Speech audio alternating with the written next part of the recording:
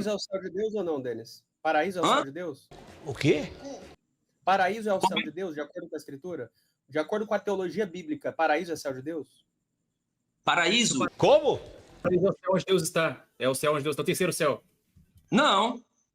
Não. Mostra todas as ocorrências de paradesos, no termo grego na Bíblia, e me diga que não é o céu de Deus. Quando fala o paraíso, está se falando de salvação. Hoje mesmo tu estarás comigo no paraíso. Ou seja, hoje mesmo tu entrastes para a salvação. Ah, agora eu entendi. Como é? Como? Me mostre um texto na Bíblia em que o termo grego paradesos não é o céu de Deus. Sim, é o céu de Deus, mas o bom ladrão não entra nele. É o céu onde Deus está. É o céu onde Deus está, o terceiro céu. Não. Não. Sim, é o céu de Deus, mas o bom ladrão não entra nele. Se Deus arrebatou Elias e a alma dele foi para o céu, Deus matou ou não Elias? Não, mas Elias, ele não entra no céu. Ele não entra no céu na visão beatífica. O céu não tinha sido aberto ainda. Hã? O corpo foi para onde? Hoje o corpo dele está onde? Onde está o corpo dele hoje? O que Deus fez com o corpo dele no final das contas? O corpo de quem? De Elias. Elias. Ó, segundo a tradição, Elias, ele foi arrebatado, mas esse arrebatamento dele aí, ele depois morre. É o quê? Meu Deus. Certo? Depois ele morre. E quem que mata ele? Hã? Como que ele morre? Ele pegou alguma doença lá no céu? Aí eu não sei, porque aí seria especulação, né? Como é que eu vou saber a morte de Elias se não tem nada na Bíblia que fale sobre ela? Seria a mesma coisa que eu especular sobre a ressurreição de Moisés. Mas a tradição não fala, não está na Bíblia, tem que estar na tradição. Exatamente isso que eu estou perguntando. Onde está no magistério afirmando isso que está dizendo? Eu não tenho. Infelizmente eu não tenho. Então agora você abriu uma exceção para reconhecer que talvez Elias não tenha morrido. Pode ter morrido e pode não ter morrido. Tá, porque a tentação dizer que Elias morreu, cara. Agora mudou. Mas esse arrebatamento dele aí, ele depois morre. Pode ter morrido e pode não ter morrido. Tem um juízo particular e vai ver Deus, essa alma. E aí espera a ressurreição para que o corpo depois volte a se unir com essa alma. Se morre condenado, vai para o inferno. Ponto. Aí tem a questão do purgatório, que nós acreditamos numa questão que algumas pessoas vão dizer que é um meio termo, mas não tem nada de meio termo, tem toda uma doutrina sobre isso, que não é sobre pessoas condenadas com a segunda chance depois da morte, não tem nada a ver isso, né? Que assim como o diabo não teve mais arrependimento e perdão para ele depois da queda, também não haverá arrependimento para os homens depois da morte. Isso é doutrina católica. Mas morreu, se separou do corpo. Tiago deixa isso claro quando ele vai dar um exemplo fazendo a distinção do que é fé e obra. Capítulo 2 de São Tiago, versículo 26, ele vai dizer: a fé sem obra é morta, ou seja, uma coisa separada da outra, fé é uma coisa, obra é outra. Aí ele diz: a fé sem obra é morta, assim como o corpo sem a alma é morto, é um cadáver. Essa diz espírito deles, não diz alma. Sim, espírito. Espírito. Então. Assim como o corpo sem a alma. A parte espiritual do homem. Não. A parte espiritual do homem. É completamente diferente. São duas coisas diferentes, mano. Como é? Se você for ver, espírito é o que volta para Deus. Então é Eclesiastes 12:7. Inclusive o próprio Senhor Jesus entrega o espírito para o Pai, etc. Né? Estevão também entrega o espírito do Pai. Não tem nenhum versículo que fale que espírito é alma ou alma é espírito. Até porque senão faria melhor Quando Jesus morreu, ele tinha uma alma humana ou não? Denis, você está me interrompendo direto. Eu estou tentando explicar. Tá bom, vai. Você vai de um ponto para outro, estou tentando explicar um por um. Por exemplo, tem vários textos bíblicos que vão falar de distinção entre alma e espírito. Em Hebreus, por exemplo, vai falar que divide corpo e espírito. Pelo que eu estou entendendo do que você disse, você citou um texto que diz espírito, mas você citou como se fosse alma, e está induzindo que é a mesma coisa, alma e espírito. Então, por que tem um texto que distingue alma e espírito se eles fossem o mesmo? Porque alma é a questão da consciência, certo? Espírito é a parte imaterial. E esses dois, eles estão juntos, inseparáveis. Mas a alma inseparáveis. Não é a alma não é imaterial. A alma não é imaterial. A alma é a nossa razão. Isso é imaterial. Nós temos pensamentos, ideias. Isso é imaterial. Essa visão, Denis, é antagônica nossa. Nós cremos que a alma não é isso, não. Nós cremos que a alma é o ser vivo como completo. essa questão de corpo para idolatria é uma possibilidade se fosse hoje, mas diferente dos católicos, os judeus não tinham o costume de ficar preservando o corpo para idolatrar no futuro, né? Eles começaram a idolatrar a serpente? Sim, a serpente, mas não corpos. Você não vê nenhuma vez qualquer pessoa venerando o defunto de Davi, de Salomão, de qualquer pessoa justa do Antigo Testamento, né? Mas enfim, vamos retomar um ponto. Eu perguntei, eles levaram os ossos de José. Mas não para veneração. Ele levou o osso de José porque José tinha... Não tem nada que diga que venerou ou não, né? Calma. Então, você está presumindo que ele venerou. Agora, o texto vai dizer que José pediu para levar os ossos... enterrado em Canaã, cara. Exatamente. É o que eu estou dizendo, dizendo a você. Especulação, a gente não pode trabalhar com especulação, né? Ele não queria que os ossos dele ficassem fora da terra dele, no Egito. O Egito era terra de escravidão. Por isso ele acreditava que Deus ia libertar eles e por isso pediu para levar os ossos dele para lá. Não tem nada a ver com veneração. Eu falei que eu não sei, né? Pode até voltar a live aí. Ele vai checar. Também faço outra pergunta, só estou perguntando só para saber a sua posição, depois eu respondo o que eu penso sobre isso. Se a Igreja Católica tem uma opinião oficial, magisterial sobre esse texto. Uma opinião magisterial, eu acredito que não, né? Eu acredito que não, né? Assim, com relação aos documentos da igreja, é muita coisa, é impossível... Então você está fazendo livre exame, então. Então você está fazendo livre exame, livre interpretação. Então é livre interpretação que você está fazendo aqui, então.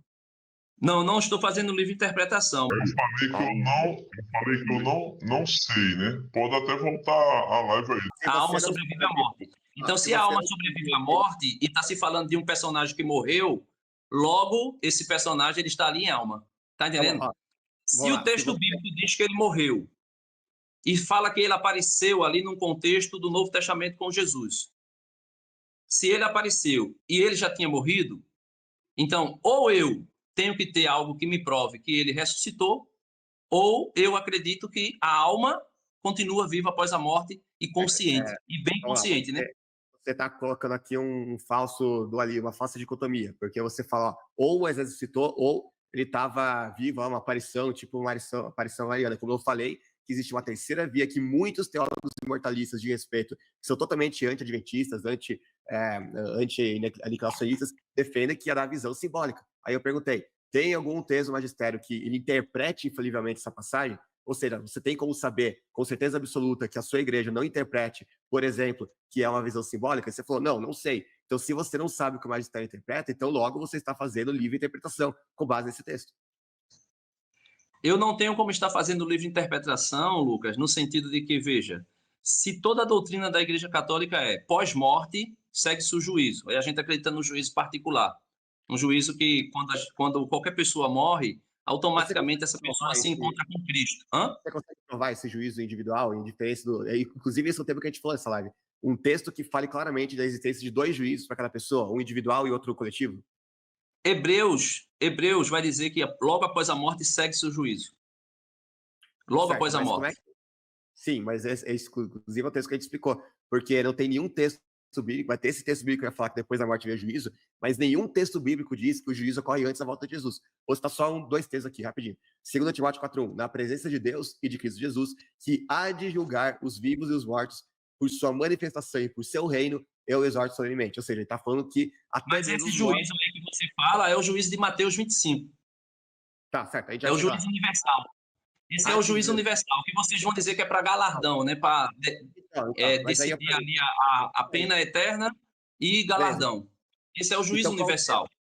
Então, qual texto fala de 2 juízos para cada pessoa? Hebreus. Eu não lembro agora o versículo, vou lembrar de cabeça, mas ele diz: morreu após morte e segue o juízo. O juízo, não os juízos. Não fala plural, é um juízo só. Esse juízo ocorre após a morte. O juízo, esse juízo que acontece logo após a morte é esse juízo particular. Não é particular. O texto não fala de particular e também não diz que acontece no estado intermediário. Também não diz que é universal. Quem vai falar do juízo universal é Mateus. Certo, mas aí a gente vai ver todo o versículo. Eu vou voltar que eu já tinha dito. Primeiro, nenhum texto bíblico fala de mais de um juízo para cada pessoa. Nenhum texto bíblico fala de juízo. É só continuar, é só recapitular aqui. Segundo, todos os textos bíblicos que falam de juízo, inclusive aqueles que mencionam os mortos, por exemplo, Paulo lá em Atos, acho que é 17:31, vai falar: Deus estabeleceu um dia que há de julgar os vivos e os mortos, etc. Né? Ou seja, todos eles vão falar do juízo como sendo futuro. Nenhum texto fala que os mortos já foram julgados. Nenhum, zero. Né? E aí, como é que a gente vai entender esse texto, então, de Hebreus 9:27? É a mesma coisa que Paulo, quando diz que quer partir e estar com Cristo. Não é porque ele vai, depois da morte dele, a alma vai ser do corpo e vai para lá e para cá, e para o juízo e para dentro. Não. Na sua interpretação, né? Calma, então, estou explicando isso. Significa que, como não existe tempo entre a morte e a ressurreição, na perspectiva de quem morre, porque não existe mais, então o primeiro evento que acontece, a pessoa ressuscita e imediatamente ela já se vê com Cristo na presença do juízo, entende? Então você teria que mostrar algo a mais do que Hebreus 9:27, porque Hebreus 9:27 é perfeitamente compatível com a nossa teologia. E você não mostrou um texto que fale demais de um juízo. Ó, na tua perspectiva, esse juízo só vai acontecer após a ressurreição, que é apenas o juízo universal. Na nossa perspectiva, ele acontece, o juízo particular, logo pós-morte. Hebreus fala disso, e o ladrão na cruz, isso aí é basilar. Agora, o que é que acontece? Não, o ladrão da cruz é totalmente refutável, aquela crença da imortalidade do ladrão da cruz. Não é, aquilo. Ladrão da cruz não é fatality para a gente de jeito nenhum. Ele é facilmente refutável a crença imortalista naquela passagem. Eu lamento. Como é? É facilmente refutável. Você conhece a polêmica da Bíblia, né, Odeio? Fartamente refutado em quê? Na mudança da frase? Que os mortalistas não fazem? apenas nisso, mas como o próprio professor Luiz Eduardo comentou aqui, mesmo que Jesus tivesse falado hoje, no quesito de hoje, é a perspectiva do ladrão que morreu. Que aí já logo ele acordaria para a ressurreição. Não apenas isso. Primeiro que eu acho que sim. Quando Jesus morreu, quando Jesus morreu, assim que ele morreu, fechou os olhos, entregou a alma ao Pai. Jesus continua no tempo ou ele entra na eternidade? Jesus, você está cometendo o mesmo erro que você cometeu quando citou Tiago. Você citou errado, falando que é corpo e alma ali. E quando, não, agora a minha pergunta é, veja, Jesus morre. Ele não entregou alma para Deus, ele fala que entregou espírito. Você confunde alma e espírito, eu já fiz isso 2 vezes já. Quando eu falo que ele, no sentido de entregar a alma, eu estou falando, quando ele diz entregar o espírito, ele está falando o verbo volta para o Pai, o verbo eterno, que não se separa nem da sua alma humana e nem do seu corpo humano. Cristo, quando morre, né, ali, homem, uma pessoa que até o jovem entrou aí, queria saber como era possível.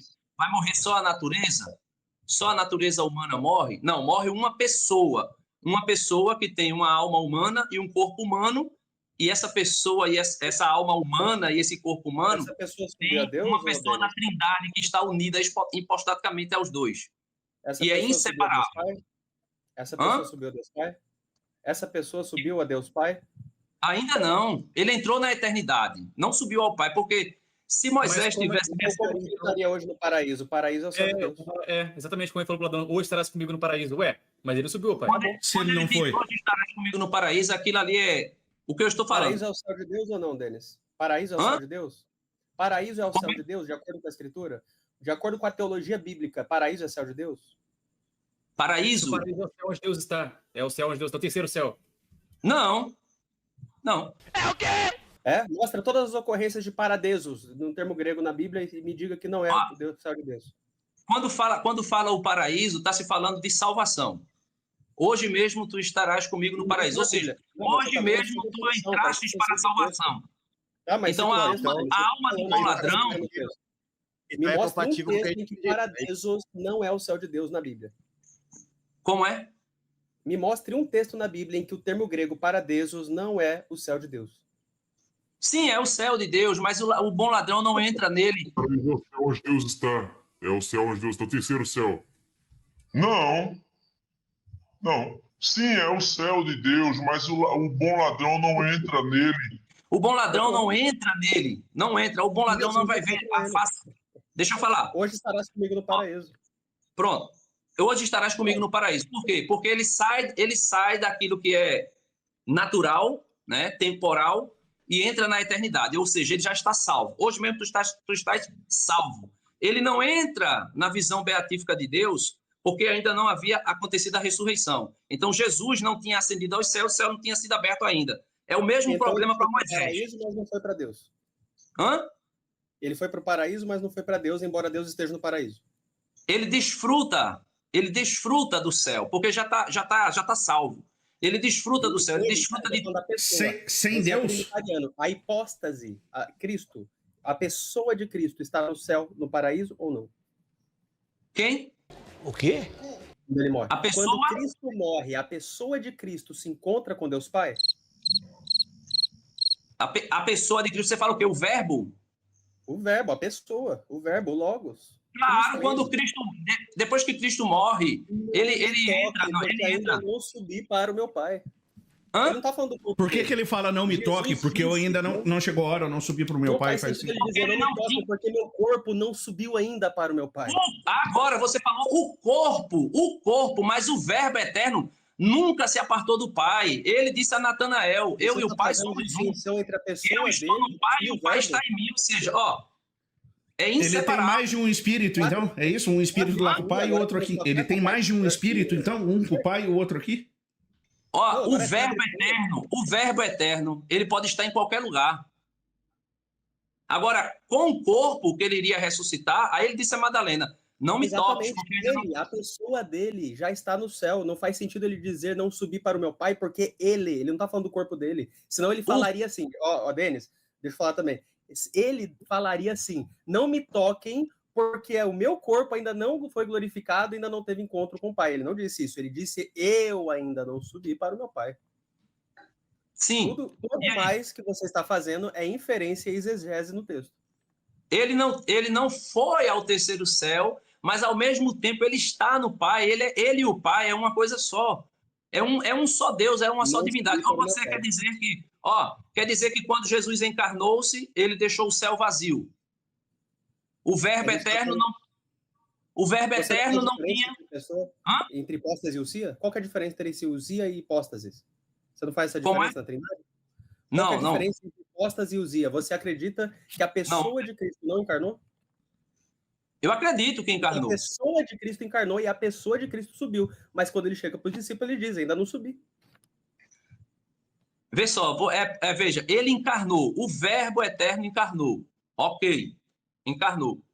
União hipostática. Está unida ao corpo e à alma. Céu, quando ele encarnou? Está unida ao corpo e à alma. Mas veja... Vamos definir aqui. Essa definição não é nestorianismo nem monofisismo. Então, a pessoa dele ficou no céu ou ficou na terra? Ficou na terra, mas ao mesmo tempo ele está com o Pai, é uma comunhão perfeita. Então, é por isso que o céu então toda a pessoa dele não encarnou. Hã? Então a pessoa dele não encarnou totalmente. Não, a pessoa encarnou. A segunda pessoa da Santíssima Trindade encarnou. Mas quando ele diz, por exemplo, quando ele diz a Natanael, ele é um pai em essência, não em pessoa deles. Pronto, é o que eu estou dizendo. Quando ele diz, eu estou no Pai e o Pai está em mim, ele está dizendo o quê? Que é inseparável. Essa comunhão veja, três pessoas. Eu falo isso no meu livro. Mas Jesus também fala que os discípulos estão nele. Isso não tem a ver com o si e com a essência. Tem a ver com comunidade e ação. E tem a forma certa de defender a Trindade nesse texto. Assim como ele fala que eu e o Pai somos um, mas fala que os discípulos seriam um com o Pai também. E eu respondo os TJ sobre isso, porque eles usam esse argumento, mas tem a forma certa de corrigir eles. Em como comunhão. O Dr. White fala. Jesus é um em ação divina, assim como os discípulos são um em ação humana, em adorar a Deus, em proclamar o evangelho, em servir. Jesus é um com o Pai, Espírito Santo foi derramado em Pentecostes. Perdoar pecados, em ação de Deus. Por isso a divindade permanece. Mas claramente o texto que você usou não é dessa forma que a gente defende a divindade de Cristo. E nem o catolicismo defende a versão unicista. Hã? Nem o catolicismo defende a versão unicista. Não estou defendendo o unicismo, não. Deus me livre. Só para não perder o fio da meada, eu já ia fazer uma pergunta, eu já conecto ela aqui para você. Unicismo é com a voz da verdade. Não há ferrolho, nem porta. Se segundo você, aí é você aqui, Deus arrebatou Elias e só a alma incorpórea dele subiu ao céu, então Deus matou Elias.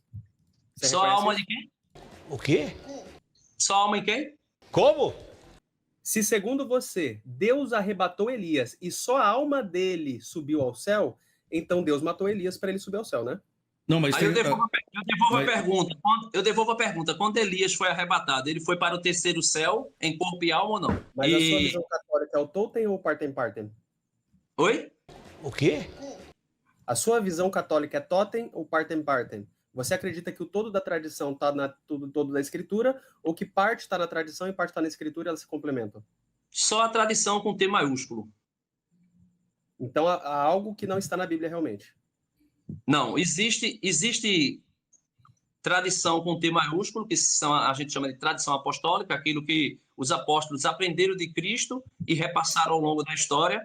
E existem as tradições eclesiais, que são costumes, liturgia, forma de celebração de sacramento, e isso aí pode ser mudado ou não. A minha pergunta Pode ser é objetiva. perpetuado ou não. Hã? Essa ideia de que a alma vai para o céu, a alma de Moisés foi para o céu, está no Tolkien ou está no Parten? Não, a alma de Mas Moisés primeiro não foi para o céu, porque Jesus não tinha aberto o céu ainda. Então, ninguém tinha entrado no céu ainda. Ninguém. Até a ressurreição de Jesus, ninguém tinha entrado no céu. Né? Isso que você acabou de dizer, que não estava aberto, por isso que as almas não foram, isso não está na Escritura, correto? Uhum. Ou seja, você é Parten. Ah. Era isso que eu estava perguntando. Obrigado. E A eu outra pergunta é, tá falando se Deus arrebatou Elias e a alma dele foi para o céu, Deus matou ou não Elias? Não, mas Elias, ele não entra no céu. Ele não entra no céu na visão beatífica. O céu não tinha sido aberto ainda. Hã? onde O estava. corpo foi para onde? Oi? Hoje o corpo dele está onde? Onde está o corpo dele hoje? O que Deus fez com o corpo dele no final das contas? O corpo de quem? De Elias. Elias. Ó, segundo a tradição, Elias, ele foi arrebatado, mas esse arrebatamento dele aí, ele depois morre, Meu Deus. certo? Depois ele E morre. quem que mata ele? Hã? Como que ele morre? Ele pegou alguma Aí doença eu lá não no céu? sei. Aí eu não sei, porque aí seria especulação, né? Como é que eu vou saber a morte de Elias se não tem nada na Bíblia que fale sobre ela? Seria a mesma coisa que eu especular sobre a ressurreição de Moisés. Mas a tradição não fala, não está na Bíblia, tem que estar na tradição. Hã? Exato, você. Ó, Denis, é o seguinte, só rapidinho. Você diz, não é só a Bíblia, só a escritura é falsa, beleza, tem que ter a tradição e tal. Não, Mas eu você não disse que a sua escritura é falsa. Tudo bem. Eu disse que existem questões que não está explicitamente na Bíblia. E que, para ter confiança nela, eu vou confiar no magistério. Eu confio. E na E o que o tradição. magistério diz a respeito da morte de Elias? Exatamente isso que eu tô perguntando. Onde está no magistério afirmando isso que está dizendo? Eu não tenho. Infelizmente, eu não tenho. Eu abro mão. Não vai entrar no mérito. Eu não vou entrar no mérito da questão porque eu não tenho coisa para isso. Mas a Se minha Elias questão. não morreu no céu, ele morreu onde? Hã? Se Elias não morreu no céu, ele morreu onde? Ele não tinha como ele morrer no céu, porque ele não foi arrebatado ao terceiro céu. Então, ele morreu em qual céu? Hã? Ele morreu onde, então? Ele morreu em qual Onde céu? que ele morreu? Eu não sei se ele não. Eu não Então sei vamos se lá, ele foi arrebatado ao vamos céu. voltar às origens. Vamos voltar Quando diz às que ele foi origens aqui. arrebatado, diz que Deus tomou para ele. É a mesma coisa de Enoque. Né? Enoque. A mesma coisa de Enoque. Morreu? Eu não sei. Uma foi. Não sei, O que foi que aconteceu? não sei, O senhor capotou o carro, não? não sei. Arrebatado para não ver a morte? Mas Enoque não foi arrebatado para não ver a morte? Sim, sim. Mas aí a questão é, Ele morreu? eles foram trasladados arrebatados para para não ver a morte, onde?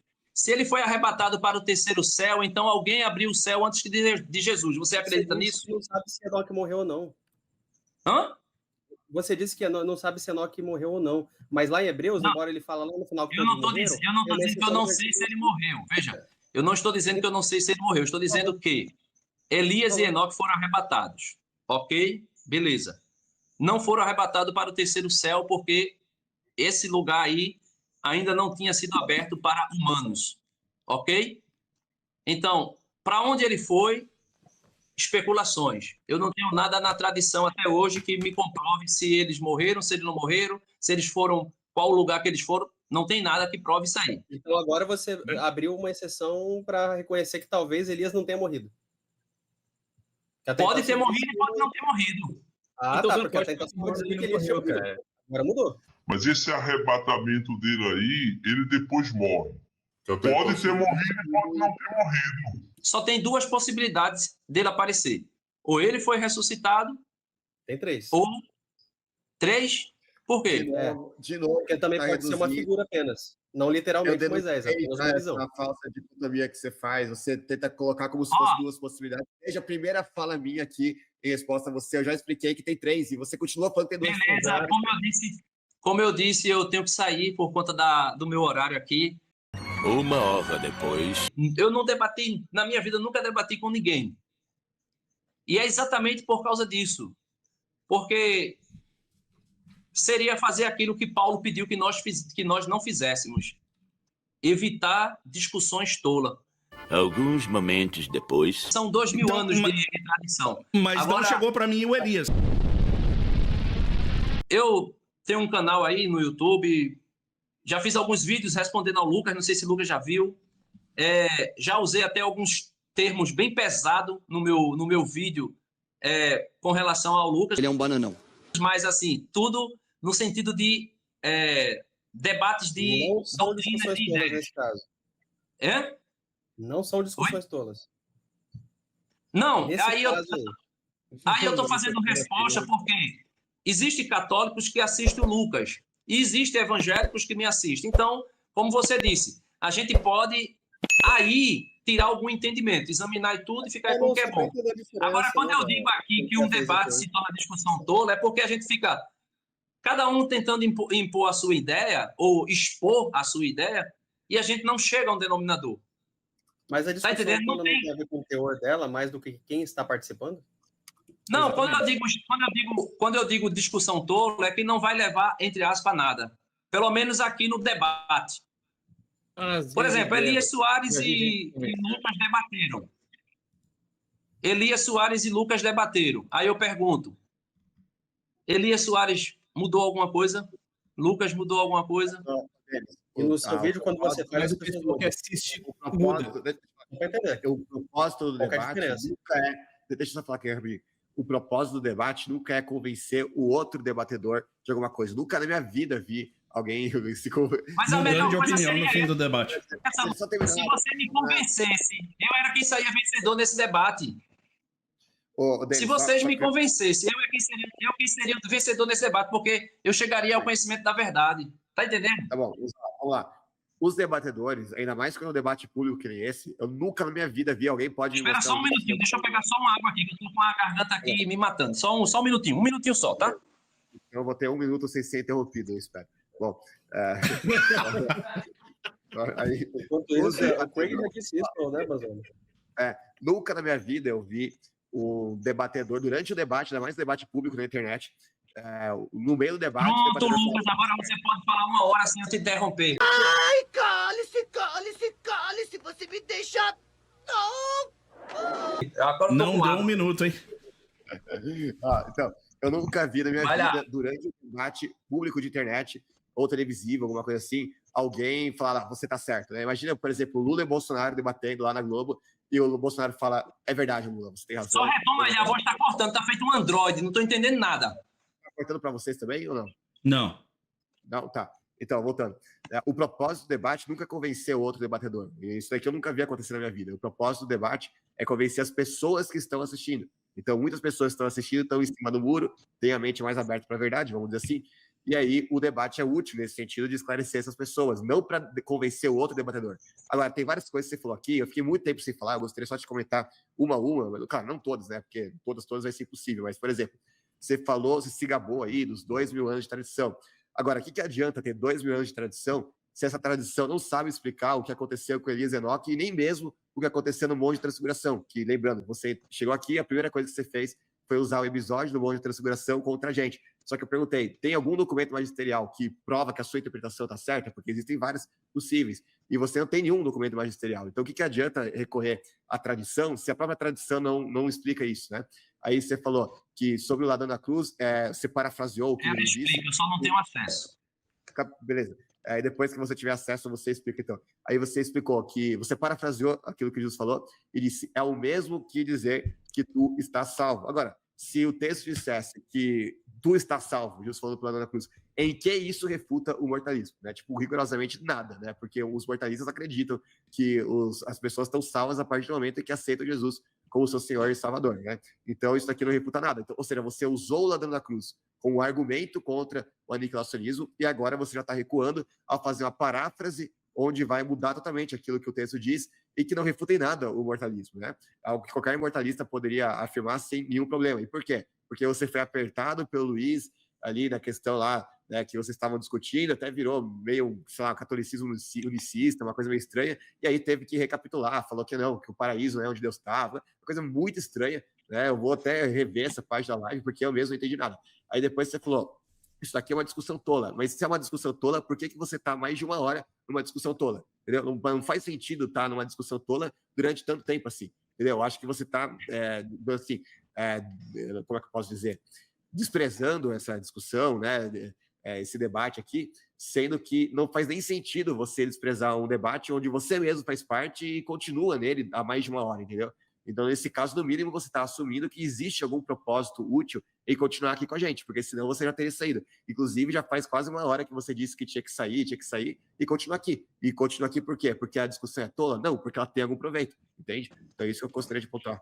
Você não vai mudar de ideia. Por quê? Porque você já tem a sua ideia formulada na sua cabeça. Poderíamos dizer que até cauterizada por um fogo mesmo. Tá ali, ó. Carimbado, não tem como sair. Eu já fui imortalista, então, hoje eu sou mortalista.